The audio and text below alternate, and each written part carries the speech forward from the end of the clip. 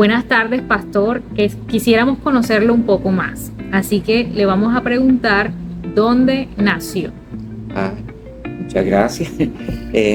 Nací en Brooklyn, New York, producto de la emigración de los puertorriqueños a Estados Unidos en esa época, 1958, ¿verdad?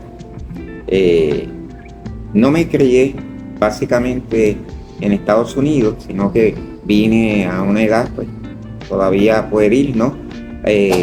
A Puerto Rico, donde realicé estudios de escuela elemental, intermedia y superior, y yo vengo de una familia humilde de los campos de San Sebastián, de Las Vegas del Pepino, que es un pueblo del área oeste, y allí comencé a cursar la escuela elemental en uno de los barrios llamado Atoarriba.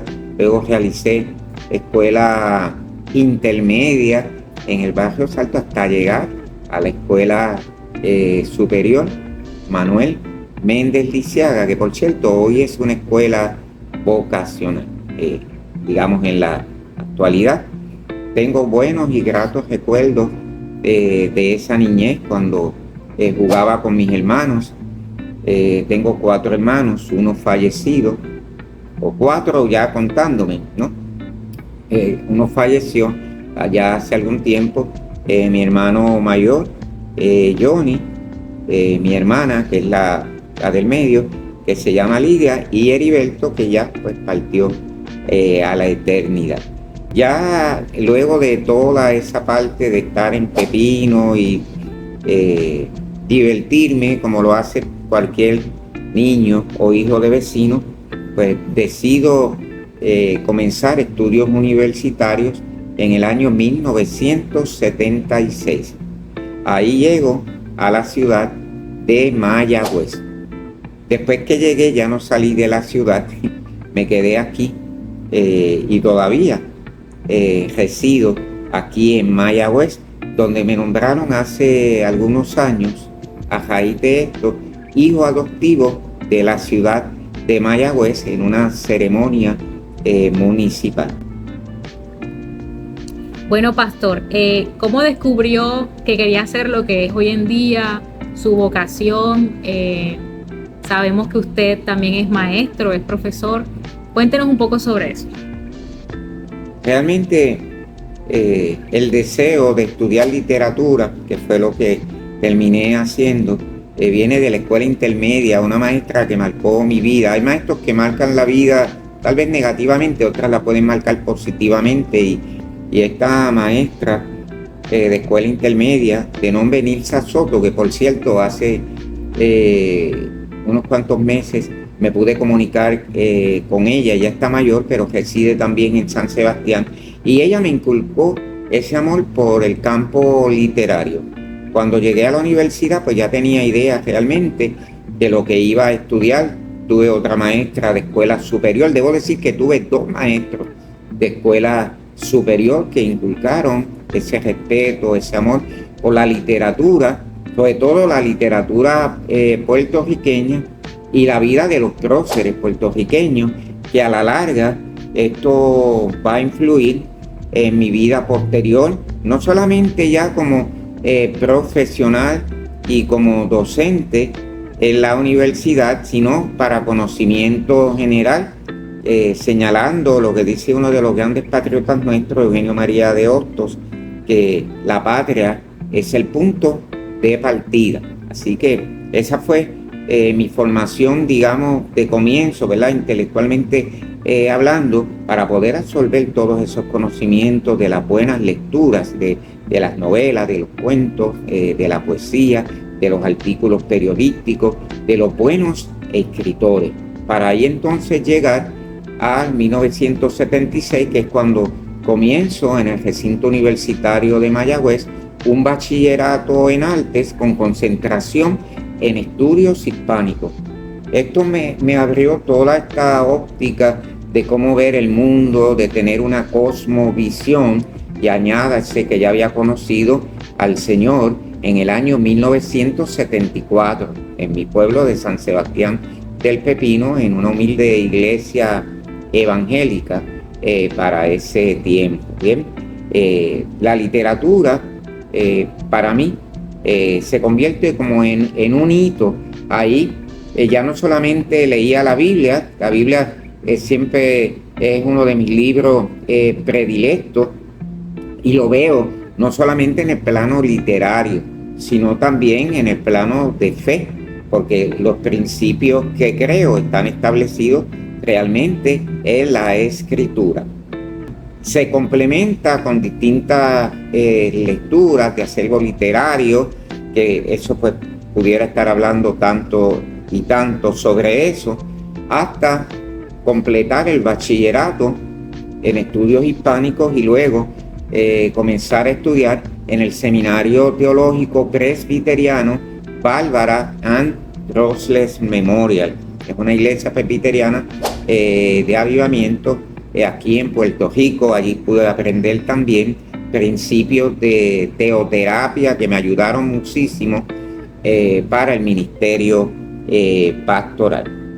Luego sigo en mis funciones estudiando, trabajando, porque ejerzo la docencia en una de las escuelas presbiterianas aquí en Mayagüez, en el Departamento de Educación, hasta que recibo una petición de uno de mis profesores ya fallecido para que estudiara la maestría en el mismo recinto. Seguí la maestría, allí tuve la oportunidad de tener lo que llaman la ayudantía o poder enseñar los básicos de español hasta que me graduó de maestría, y eso pues me abrió también una puerta para trabajar en la universidad, ya no solamente en el recinto universitario, sino en la Universidad Interamericana, en la Universidad Católica, en los famosos Junior College, etcétera. Eso me da esa oportunidad y es un andamiaje también para la creación literaria, cómo un docente puede ver el mundo, y sobre todo desde la perspectiva de un cristiano. Ya había comenzado en años anteriores a escribir, a publicar en periódicos Claridad, en revistas literarias. Participo en una antología de escritores de la generación del 80. Pertenezco literariamente hablando a esta generación de escritores de la posmodernidad. El asunto es que mis ideas no eran posmodernas, sino de la antigua escuela del cristianismo, porque el posmodernismo perdió su centro. Es decir, usted le pregunta a un posmoderno y no hay verdades absolutas, no hay centro, y yo sí creo que el centro de mi vida y de la vida del creyente es la persona de Jesucristo, y que por gracia he sido salvo, no por mérito alguno, sino por los méritos de Cristo. Y ahí comienzo a escribir, laboro con esta generación. Tuve la oportunidad de ir a distintos lugares de la isla a través del taller cultural Caramba para leer nuestra poesía que luego también se lleva a escuelas, universidades, distintos lugares donde nos solicitaban que fuera, y la idea era tener contacto con la persona que leía poesía, realizar talleres poéticos, etcétera. Así que eso es parte de ese quehacer literario dentro de este mundo intelectual de la universidad que es tan interesante. Pero en el año 1990 recibo el llamado al pleno ministerio. Comienzo a laborar y trabajar y me doy cuenta de que necesitaba otras herramientas para ejercer el ministerio, que no bastaba la preparación académica, porque posteriormente realizo los estudios doctorales en el campo literario, pero no era suficiente realmente eso. Necesitaba armas espirituales, necesitaba conocimiento de la Escritura. Bueno, pastor, ahora explíquenos de qué forma usted conoció a Jesús. ¿Cómo llegó Jesús a su vida? Jesús llegó a mi vida en el año 1974, aunque ya estaba tratando también en la niñez conmigo, pero no lo sabía. En el año 1974 se abre una congregación evangélica cerca del lugar donde vivía y los pastores misioneros de ese lugar me invitan a la iglesia. Yo vengo de una familia de trasfondo católico, pero que no asistían a la iglesia y tampoco pues nos habían llevado a una congregación cristiana como tal, sino pues lo que todo el mundo conoce en general de trasfondo religioso, uno que otra vez a la iglesia, pero nada que ver con congregarse como tal. Se abre ante mí un mundo nuevo, este mundo del conocimiento de la palabra, de la predicación, del sacerdocio del creyente, que luego fue que pude entenderlo, donde se nos enseñaba que cada creyente es un ministro competente, como enseña el apóstol Pablo, y que todos tenemos esa capacidad para poder hablar el evangelio, para poder compartirlo, para hacer obras que son las de Efesios 2:10, las obras preparadas de antemano. Y ahí en ese lugar, o ese lugar diría, se convierte como en un centro de entrenamiento para mi vida espiritual y por qué no también para mi vida emocional, porque era sumamente tímido cuando comienzo a laborar en los caminos del Señor, y en esa trayectoria pues apenas me gustaba hablar. Hoy día pues hablo yo creo que demasiado, ¿no? Y es que en la iglesia evangélica pues encontré ese calor humano, ese cristianismo práctico que me hizo conocer las verdades de la Biblia y una vez libre, como dice la Escritura, pues comencé a hablarle a otros de esa libertad en Cristo. Hay algo interesante y es que conozco a Cristo, o Cristo me conoció en una edad temprana, porque fue en plena adolescencia, con preguntas como cualquier joven, con vacíos existenciales, como cualquiera de los jóvenes de hoy día, pero con el deseo profundo de servirle al Señor. Ahí pues ejercí el ministerio desde la presidencia de la juventud, en cursos de evangelismo, en talleres. Es que hay tanto trabajo dentro de la iglesia cristiana que pude ejercerlo con libertad y sobre todo con conciencia y con respeto también a las personas que no pensaban de la misma manera que yo. Esa es la realidad. Hay algo, Cimero, que quisiera señalar, y la idea de compartir este testimonio es que sea de bendición a las personas, no meramente que conozcan mi trayectoria académica, porque no es lo importante, sino que sepan cómo Dios obró en mi vida, posiblemente como motivación a muchos jóvenes que piensan que tal vez por su estado de pobreza económica no pueden estudiar o no pueden motivarse el seguir hacia adelante.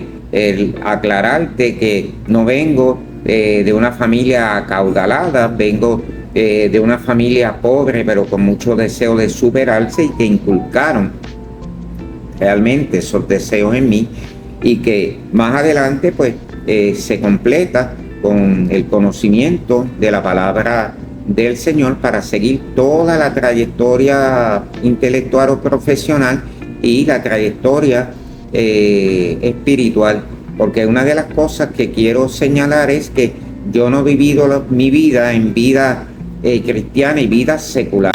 Yo pienso que esa vida secular no existe. Todo lo que hacemos los cristianos lo hacemos para gloria de Dios. Yo no estudié secularmente, no ejercí la docencia universitaria secularmente, sino con la conciencia de que como cristiano debía dar el mejor ejemplo y debía dar la mejor enseñanza, y eso quisiera motivar a los jóvenes y a los adultos, ver lo mejor al Señor. Al Señor no se le dan migajas y a la sociedad tampoco. Entonces vamos a tratar siempre de dar lo mejor a la gente que está alrededor. Ese es mi consejo, o más que consejo, mi sugerencia, y sobre todo a los que están comenzando a ejercer el ministerio pastoral, que no permita que las tradiciones de los hombres quieran invalidar el conocimiento que usted tiene de la palabra del Señor, que en esa trayectoria no se corrompa, porque va a haber muchas tentaciones para corromperse, para tratar de cambiar la palabra del Señor. Mucha gente que ofrecerá dinero para que uno distorsione el mensaje, y lo que te va a asegurar éxito a la manera de Dios en el ministerio es simple y llanamente, como dice un himno evangélico: obedecer cumple a nuestro deber. Si queréis ser felices, debéis obedecer. Hasta aquí me ayudó el Señor, y hasta aquí puedo compartir esta palabra, que espero que sea de grata bendición. Oremos. Padre, te damos gracias, Dios soberano, eterno. Permite que donde puedan llegar estas palabras puedan ser de grata bendición, de estímulo, sobre todo a jóvenes que se van levantando como ministros en el conocimiento de tu palabra, y por qué no, aún a viejos y maduros ministros, para que puedan ejercer el ministerio con dignidad, para que puedan tener la certeza de que tú le llamaste, y que simple y llanamente, después de haber hecho tantas cosas, somos simple y llanamente siervos inútiles, y como tú nos has llamado a través de tu palabra, amigos tuyos. Te doy gracias en el nombre de Jesús. Amén y amén.